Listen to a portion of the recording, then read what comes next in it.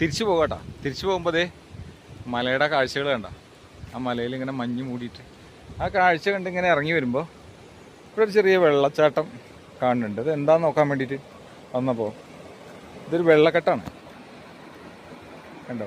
ഒരു അണക്കെട്ട്, ചെറിയൊരു അണക്കെട്ട് പോലെ ഉണ്ടാക്കിയിരിക്കുക. കാരണം അവിടെ ഒരു തോണിയുടെ ഷേപ്പിലൊരു സാധനം വെച്ചിട്ടുണ്ട്. പക്ഷെ അതിങ്ങനെ വന്ന് കുറച്ചിങ്ങോട്ട് വന്നപ്പോഴല്ലേ വേറൊരു രസമുള്ള കാഴ്ച. ഞാൻ വെച്ചാൽ ചെറിയ 2 വെള്ളച്ചാട്ടം പോലെ ഉണ്ടാക്കിയിരിക്കുക